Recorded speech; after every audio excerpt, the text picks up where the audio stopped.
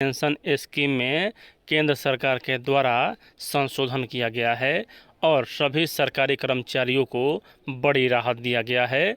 और राहत यहाँ क्या है, चलिए आपको पूरी अपडेट बताते हैं और यहाँ इसमें क्या क्या फ़ायदे होने वाले हैं सभी के बारे में बात करेंगे। इससे पहले अगर चैनल पर नए हैं तो चैनल को सब्सक्राइब जरूर लाइक कीजिए। कल यहाँ केंद्र सरकार के वित्त मंत्री जी के द्वारा ऑफिशियल तौर पर कहा गया है कि यहाँ ग्रेचुएटी में 25 लाख रुपए तक मिलेगी यूपीएस में जो शामिल होंगे कर्मचारी उनको। यानी कि यहाँ अगर नौकरी पीरियड में मृत्यु हो जाता है तो 25 लाख रुपए सरकार के द्वारा दिया जाएगा ग्रेचुएटी। अगर रिटायरमेंट के समय भी आपको यह रुपए दिए जाएंगे। तो यहाँ यह बहुत ही अच्छा है सरकार का निर्णय। और यहाँ देख सकते हैं केंद्र सरकार ने आदेश जारी कर नई पेंशन योजना पर स्थिति स्पष्ट किया है। पहले क्या था, जब गजट जारी किया गया था उसमें यह कंफर्म नहीं किया गया था, क्लियर नहीं किया गया था कि यूपीएस में भी कर्मियों को यहाँ जो ग्रेचुएटी है वह मिलेगा या नहीं मिलेगा। तो यहाँ कल मतलब कि वित्त मंत्री जी के द्वारा यहाँ स्पष्ट कर दिया गया कि यूपीएस में शामिल होने वाले कर्मचारियों को भी यहाँ 25 लाख तक के ग्रेचुएटी मिलेंगे। और यहाँ बिहार सरकार के द्वारा भी इसका मतलब निर्णय लिया जाएगा, कमेटी गठन कर दिया गया है जिसमें सभी सरकारी शिक्षक शामिल होंगे। यूपीएस में शामिल कर्मियों को भी 25 लाख तक का ग्रेचुएटी मिलेगा। सरकार ने एकीकृत पेंशन योजना यानी कि यूपीएस में सेवानिवृत्ति एवं मृत्यु ग्रेचुएटी लाभ हेतु कर इस योजना को अपनाने वाले केंद्रीय कर्मचारियों को बड़ी राहत दी है। यानी कि यहाँ यह जो ग्रेचुएटी था पहले जो गजट जारी किया गया था उसमें कंफर्म नहीं किया गया था, कल यहाँ कंफर्म किया गया कि सेवानिवृत्ति के समय आपको 25 लाख रुपये तो मिलेगा ही, साथ ही साथ अगर बीच में आपका मृत्यु भी हो जाता है तो भी यहाँ इतना रुपये आपको मिलेगा। कहा जा रहा है कि सरकार का नया आदेश किसी कर्मचारी को यह चुनने का विकल्प देता है कि सेवा काल में ही उनकी मृत्यु हो जाती है तो फिर उसे ओपीएस यानी कि पुरानी पेंशन योजना के दायरे में ले लिया जाए।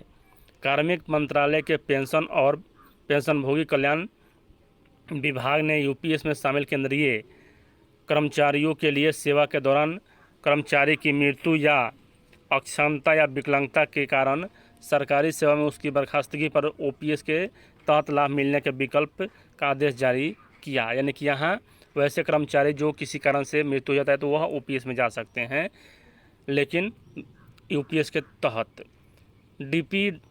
डीओपीपीडब्ल्यू के सचिव भी श्रीनिवासन ने कहा कि यह आदेश किसी कर्मचारी को यह चुनने का विकल्प देता है कि सेवा काल में ही उसकी मृत्यु हो जाती है तो उसे फिर से ओपीएस के दायरे में ले लिया जाए। आगे यहाँ कहा जा रहा है कि यह आदेश एनपीएस और यूपीएस पेंशनभोगियों के बीच समानता लाता है और वे 25 लाख तक की ग्रेचुइटी के पात्र भी होते हैं। यहाँ फंसा था पेंच।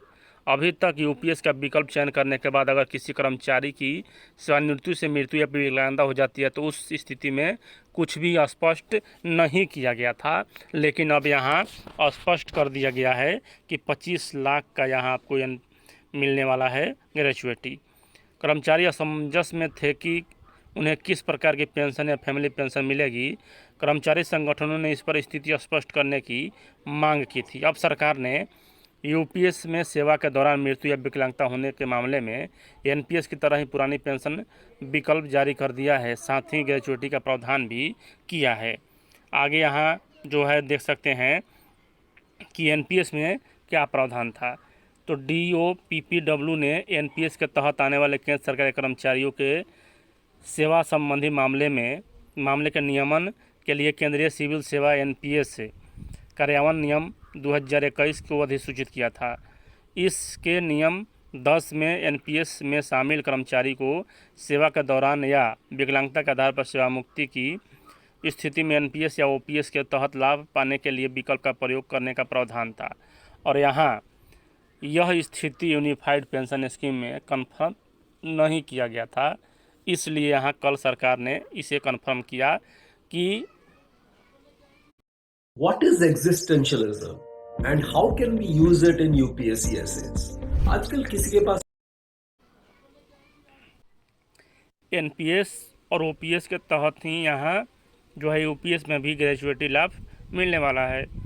ज़्यादा केंद्रीय कर्मचारी यूपीएस को अपनाएंगे। अखिल भारतीय एनपीएस कर्मचारी महासंघ के अध्यक्ष मनजीत सिंह पटेल ने इस सरकारी आदेश का स्वागत करते हुए इसे सरकार का ऐतिहासिक और